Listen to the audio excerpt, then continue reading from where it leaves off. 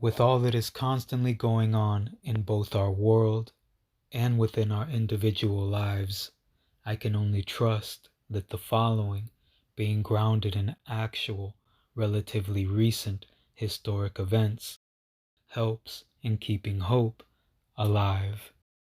In an age-old song and phrase, it's said that life is but a dream.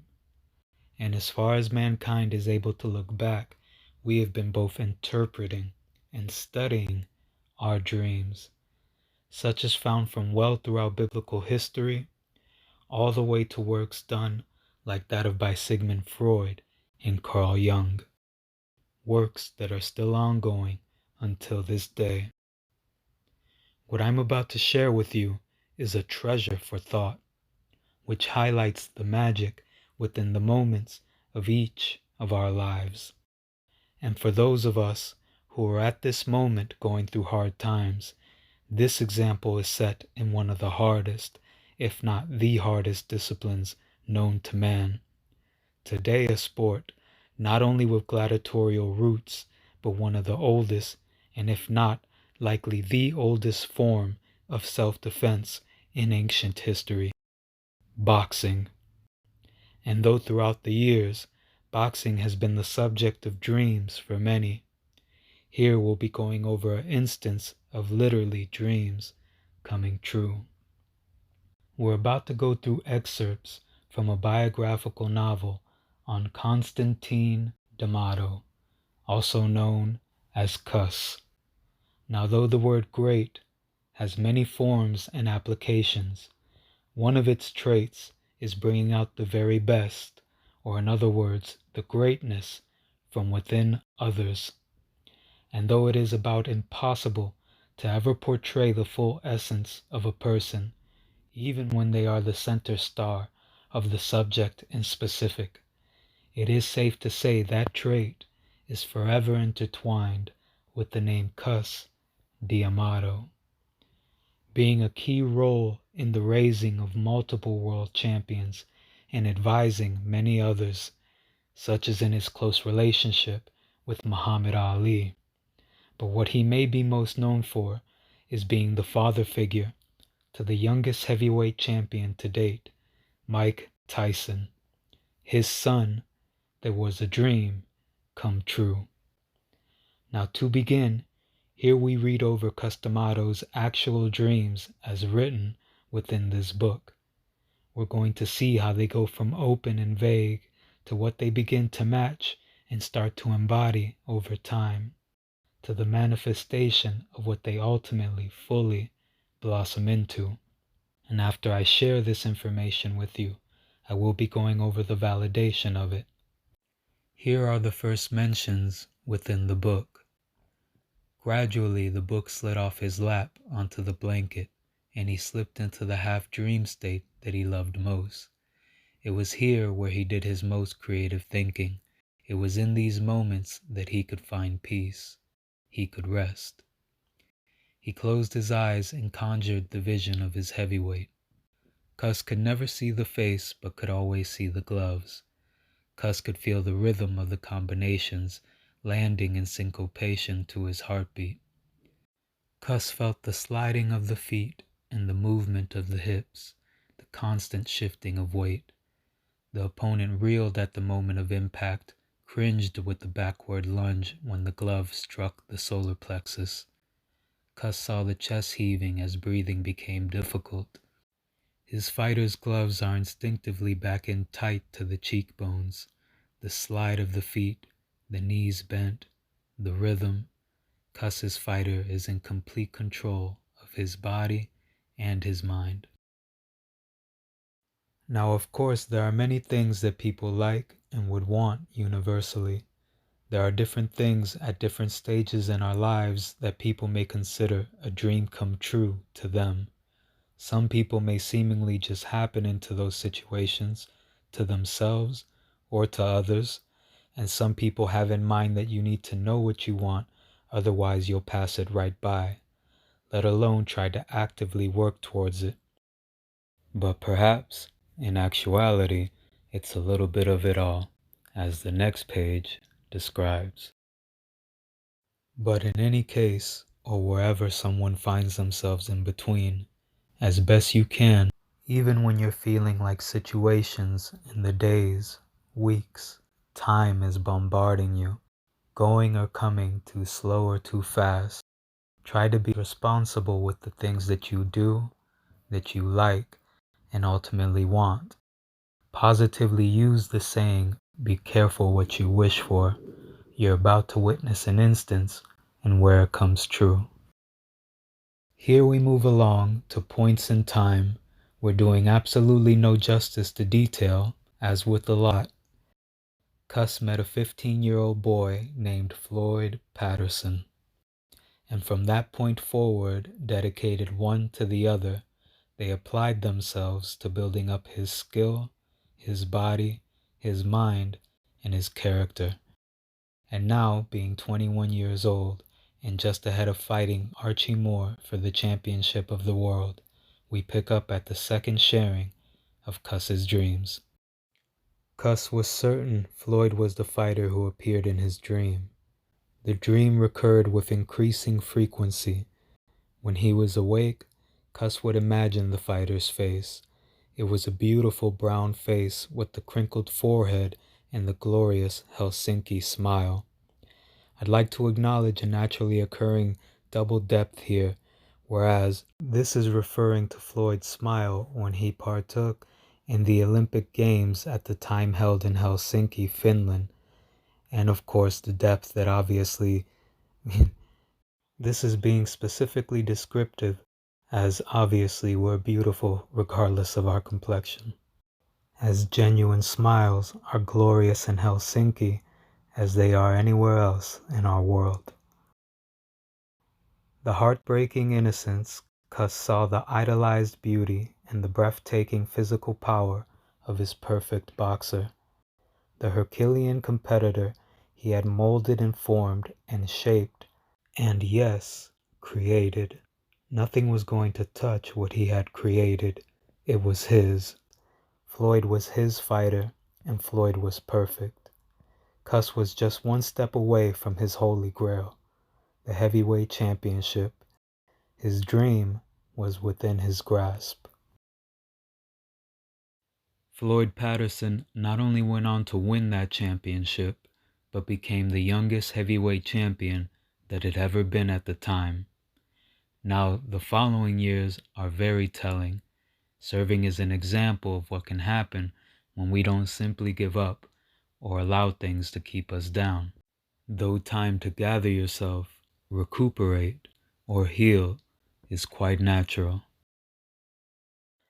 Floyd lost the title in his first fight with Ingemar Johansson, and as you can imagine, he was devastated. And though it never feels like it when you're going through it at the time, he did live out what it means at its darkest before daylight, as he not only regained the title in a rematch, but set yet another record of the time, being the first heavyweight champion in the history of modern-day boxing to regain the title. Now, of course, there are many things outside of the parameters of a sport that both define and make a champion, let alone within a sport itself. Once a champion in so many ways, you are always a champion. With that being said, when Floyd Patterson passed on his title for the final time, along with any bidder, was the sweet that he had attained the highest levels and goals someone could accomplish for themselves within the sport. And of course, miraculously enough, he satisfied in so many ways the details to fulfill Cuss's dreams. Yet, however, the dreams did not stop.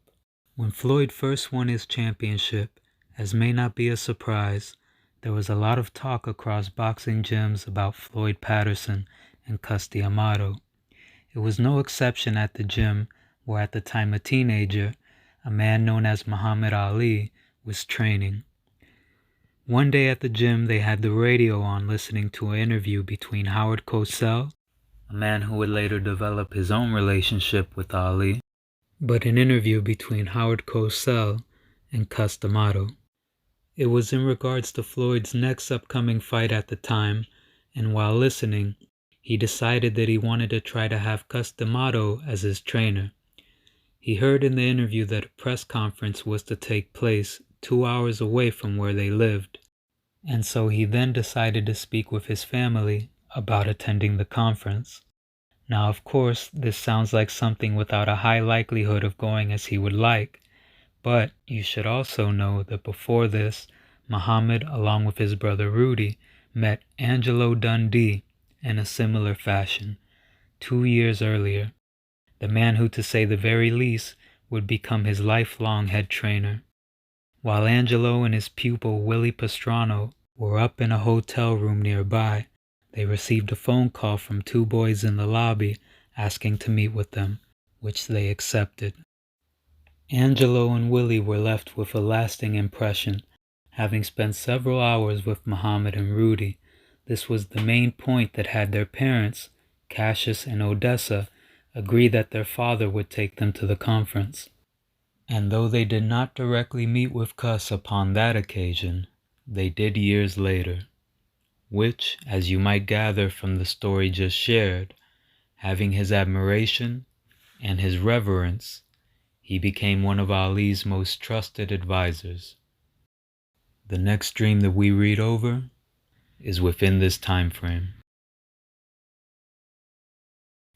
He had a heavily lined curtain on the single window of his room that obscured the light, and he had not pulled it open for days. He slept fitfully and only a few hours at a time. Almost every time he slept, the flawless torso of his heavyweight appeared and disturbed his rest. Although he had almost come to depend on the dream for his survival, it provoked him in a way that was unsettling. The beautiful torso would come into clear focus and box an unseen opponent, brilliantly executing the combinations in slow motion as Cuss called the numbers from somewhere out of the picture. The broad shoulders curved into a chiseled waist, and the muscles in his arms rolled and rippled as his hands threw the punches. Always returning to the proper defensive position and the peekaboo stance, the torso would pivot to the right or to the left, depending on the punch he threw and where he intended it to land, the head always moving. During the endless days and nights Cuss spent in his room, he convinced himself that the torso was Muhammad Ali's. Now, through the years, different people in Cuss's life outlined and fulfilled different aspects of his dreams. The main fighters, all 3 being Olympians, his first, Floyd Patterson, also Jose Torres, a light heavyweight champion, very close to Customato, which had planned together on a number of occasions to move up to heavyweight. In the video here, demonstrating the combinations as when Cuss calls out numbers, on a bag that he invented specifically for the combinations that he calls out, called a Willy bag. Now the third fighter out of the first 3 is of course Muhammad Ali. This really helps to appreciate that even when it may seem we have seen something through its entirety or completion, as with Floyd meeting so many of the criteria of Cuss's dreams that he did, we never know just what more life may have in store. And with so many of these positive parallels coming at times where he felt the most down and at times even depressed, it helps to appreciate even the small steps forward, and let alone all of the smiles along the way. With all of the ups and downs, twists and turns life can have, it's such an inexplicable slice of sweet whenever things fall into place for us, and all the more when we're able to ultimately see reason in the happenings of our lives. Customato not only received more smiles and laughs, happiness and love, that which make up the highlights, the essence of life, but ultimately received even more reason as to a whole lot, including why the continuation of his dreams, when before his eyes he realized them coming true to the fullest extent possible after he was introduced to Mike Tyson. The following are excerpts to the reflections of the time period. I spent my whole life getting ready for him. For 40 years I've been dreaming about the perfect heavyweight champ, and by God, I found him. Cuss turned his head toward me. For years I was haunted by this dream. All I could see was the torso. At first I thought it was Floyd, but then I could see it wasn't. I would ask myself, is it this guy or that guy who showed up in the gym? For a while I thought it was Cassius. Now I lay here and all I could think is this shorty has got one sense of humor. Go figure.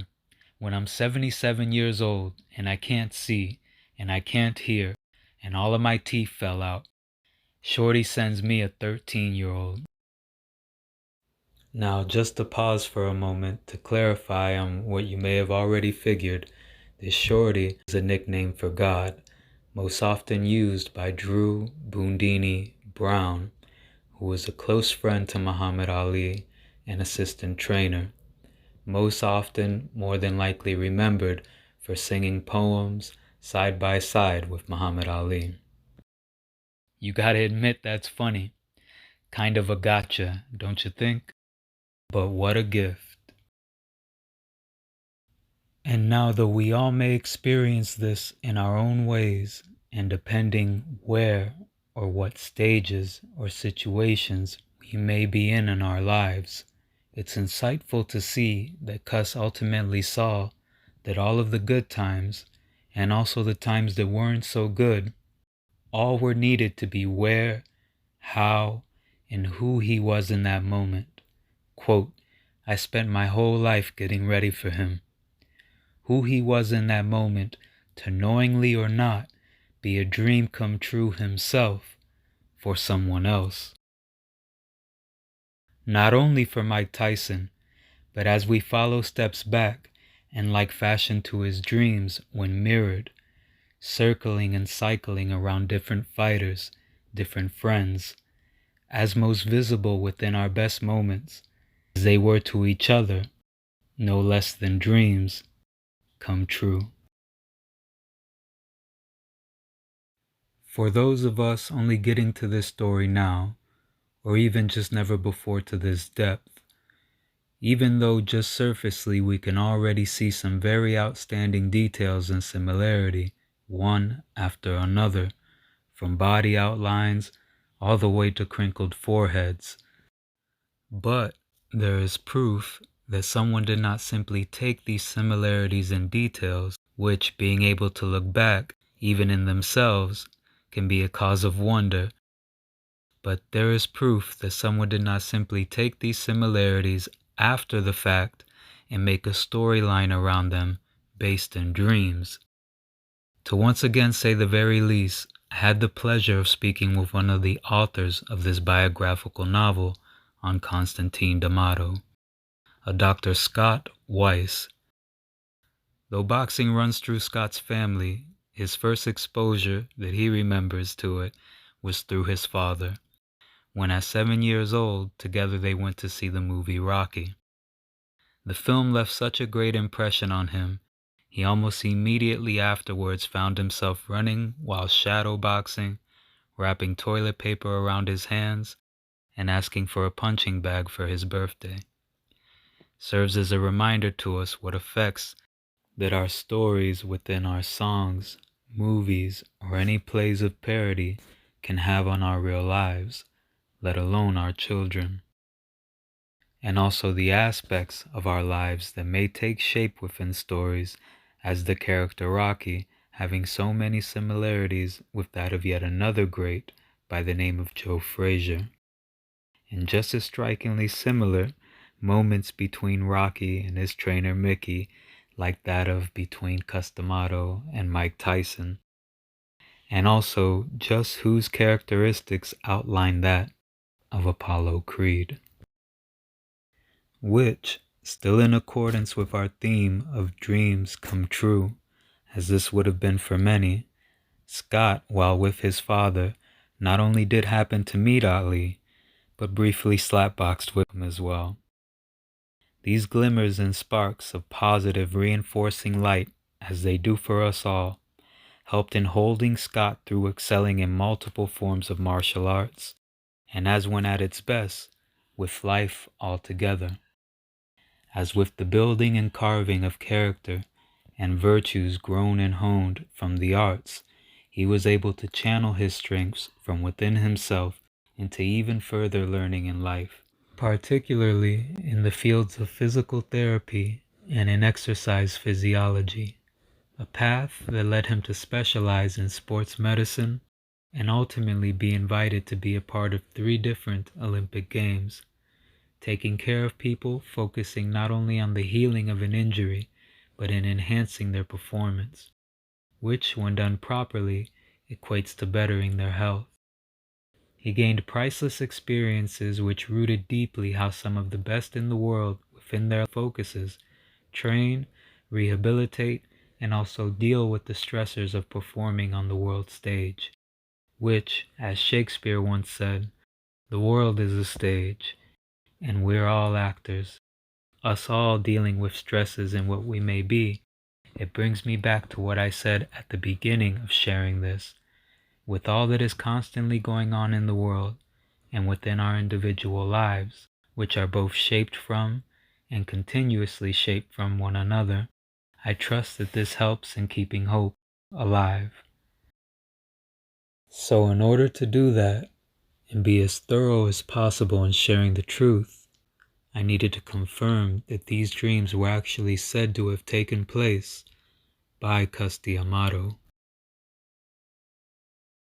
For if they were, even the harshest skeptics in this matter would have to reconcile within themselves the anomaly with respect to the observation of characteristic details which surfaced time and again, from Floyd Patterson to Mike Tyson.